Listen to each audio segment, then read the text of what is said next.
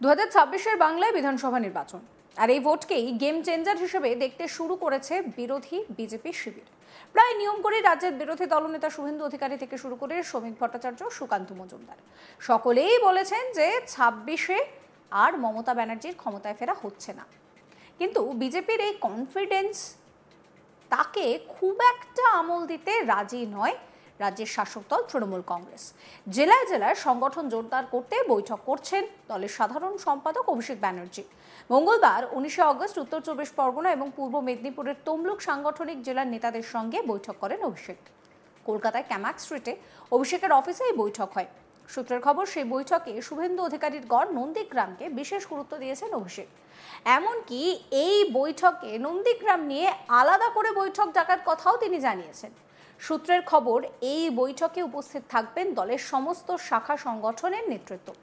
2011 সালে পালা বদলের সময় থেকেই বাংলায় নন্দীগ্রামের গুরুত্ব ক্রমেই বাড়তে থাকে। বিশেষ করে 2021 রাজ্যের বিধানসভা নির্বাচনের ভোটেও কিন্তু নন্দীগ্রাম শিরোনামে ছিল, কারণ এই নন্দীগ্রামেই মমতা ব্যানার্জিকে 1956 ভোটে হারিয়ে দেন শুভেন্দু অধিকারী। আর তারপর বহু জায়গায় বহুবার শুভেন্দু অধিকারীকে বলতে শোনা গিয়েছে, 21-এ নন্দীগ্রামে হারিয়েছিলাম, আবার হারাবো। তিনি তো এই চ্যালেঞ্জও করেছেন যে ভবানীপুর থেকে দাঁড়ান, মেটিয়াবুরুজে যাবেন না। মানে ভাবতে পারছেন যে নন্দীগ্রামের গুরুত্বটা কতটা। যদিও এই ভোটের ফলাফল নিয়ে হাইকোর্টে পর্যন্ত মামলা গিয়েছিল। 2026-এর ভোটে তাই নন্দীগ্রাম নিয়ে বাড়তি সতর্ক রাজ্যের শাসক দল। সূত্রের খবর, এই বৈঠকে সংগঠনের নেতাদেরকে আরও সক্রিয় হওয়ার বার্তা দিয়েছেন অভিষেক। তিনি জানান, কেন্দ্রীয় বঞ্চনার ইস্যুতে লাগাতার সভা করতে হবে, রোজ রোজ মানুষকে বোঝাতে হবে কেন্দ্র টাকা দিচ্ছে না, টাকাটা দিচ্ছে রাজ্য। পাশাপাশি দলের অন্দরের কাঠামো গুছিয়ে তোলার দিকেও তিনি নজর দিয়েছেন। স্পষ্ট নির্দেশ দিয়েছেন যে যুব সভাপতির বয়স যেন 40-এর বেশি না হয়, আর কোনোভাবেই যেন পঞ্চায়েত সমিতির সভাপতি ও ব্লক সভাপতি এক ব্যক্তি না হন। ভাষা আন্দোলনকে কেন্দ্র করে নেত্রীর ঘোষিত কর্মসূচি নিয়েও কড়া বার্তা দেন। বলেন, ব্লক স্তরে ধারাবাহিকভাবে কর্মসূচি চালিয়ে যান, পদে যারা আছেন তারা বেশি করে কর্মীদেরকে নিয়ে ময়দানে নামুন।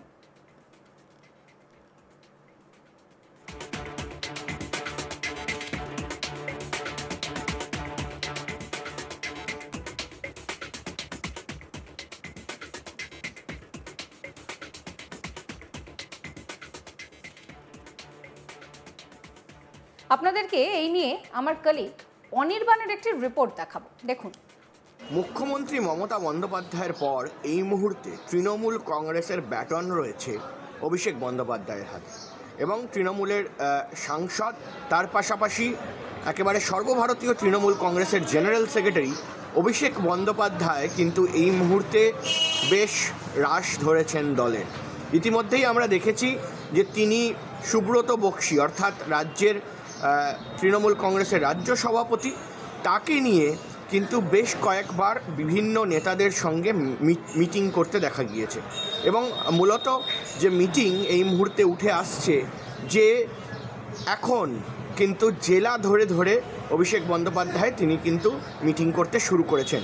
এবং মূলত বলে রাখা ভালো যে ইতিমধ্যেই কিন্তু বারাসাত এবং তার পাশাপাশি কিন্তু একেবারে তমলুক, এই যে জেলার যে ডিভিশন রয়েছে তাদের নেতৃত্বর সঙ্গে বৈঠক করে ফেলেছেন অভিষেক বন্দ্যোপাধ্যায়।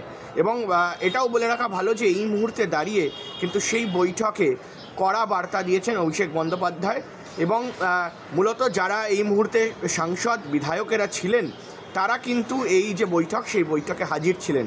মূলত আমরা দেখেছি যে মুখ্যমন্ত্রী মমতা বন্দ্যোপাধ্যায় তিনি কিন্তু বেশ কিছুদিন ধরে যে দলের রাশ সামলানোর যে বৈঠক, সেই বৈঠক কিন্তু করেন। এবং ঠিক তারপর যে সূত্র মারফত খবর যে অভিষেক বন্দ্যোপাধ্যায়কে এই বিষয়ে দায়িত্ব দেওয়া হয়।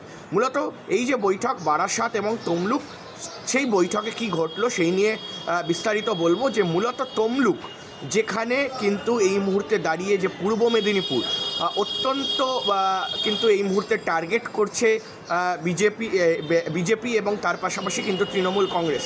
কারণ বলে রাখা ভালো যে বিজেপির তরফে কিন্তু এই মুহূর্তে যেখানে শুভেন্দু অধিকারী রয়েছে, শুভেন্দু অধিকারীর গড় হিসাবে পরিচিত, সেখানে কিন্তু এই মুহূর্তে দাঁত ফোটাতে পারছে না তৃণমূল কংগ্রেস। আমরা যদি শেষ বিধানসভা নির্বাচন দেখে থাকি তাহলে কিন্তু 14টি বিধানসভার মধ্যে ইতিমধ্যেই 13টি বিধানসভা কিন্তু বিজেপির কবলে। ফলে সে জায়গায় দাঁড়িয়ে স্পষ্ট কোথাও হচ্ছে যে এই মুহূর্তে কিন্তু তৃণমূল কংগ্রেস চাইছে যে সেই যে বিধানসভাগুলি তাদের দায়িত্বে বা তাদের কবলে ছিল সেগুলোকে একবার ফেরাতে।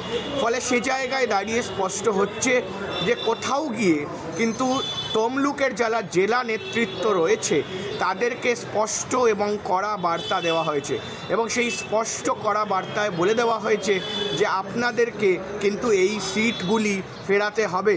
এবং শুধু তাই নয়, তার পাশাপাশি কিন্তু কিভাবে প্রচার হবে, ভাষা আন্দোলন যে চলছে সেই ভাষা নিয়ে কিভাবে প্রচার হবে সেই বিষয়গুলোও কিন্তু অভিষেক বন্দ্যোপাধ্যায়ের তরফে বলে দেওয়া হয়েছে। এবং সে জায়গায় শুভেন্দুর যে গড় রয়েছে সেই গড়ে নিজেদের ফের একবার আধিপত্য বজায় রাখতে বা আধিপত্যে ফেরত আসতে কিন্তু এই মুহূর্তে বলা হচ্ছে। এবং শুধু তাই নয়, তার পাশাপাশি যে বলে রাখা ভালো এই মুহূর্তে দাঁড়িয়ে যে বারাসাত একেবারে কেন্দ্র রয়েছে সেটা কোথাও গিয়ে তৃণমূল কংগ্রেসের অধীনে থাকলেও কিন্তু সেই বারাসাতের মূল যিনি একেবারে বলা যায় যে নেতা জ্যোতিপ্রিয় মল্লিক, তিনি যে রেশন স্ক্যাম, সেই রেশন স্ক্যাম দুর্নীতিতে ইতিমধ্যেই জেলে ছিলেন এবং তিনি জেল থেকে ফেরার পর কিন্তু স্বমহিমায় ফের একবার দলের বিভিন্ন বিষয়ের দায়িত্ব নিয়েছেন। কিন্তু তারই মধ্যে এই মুহূর্তে দাঁড়িয়ে তাকেও কিন্তু মূলত বার্তা দিয়েছেন অভিষেক বন্দ্যোপাধ্যায় যে শুধুমাত্র দলের দায়িত্ব নয়, সেখান থেকে কিন্তু জিততে হবে এবং আগামী দিনে যাতে সেই সিটগুলো বজায় থাকে, কোনো রকম গোষ্ঠীকোন্দল যাতে সেখানে না হয়, সেই বিষয়টা দেখার জন্য কিন্তু ইতিমধ্যেই অভিষেক বন্দ্যোপাধ্যায় বার্তা দিয়েছেন।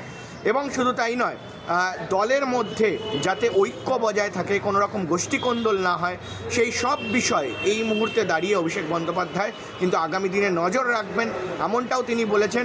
আর এই খবরই এই মুহূর্তে কিন্তু সূত্র মারফত পাওয়া যাচ্ছে যে এই ধরনের আলোচনা কিন্তু সেই অভিষেক বন্দ্যোপাধ্যায়ের যে মিটিং, সেই মিটিংয়ে হয়েছে এবং এমনটাই কিন্তু সূত্র মারফত এই মুহূর্তে খবর আসছে।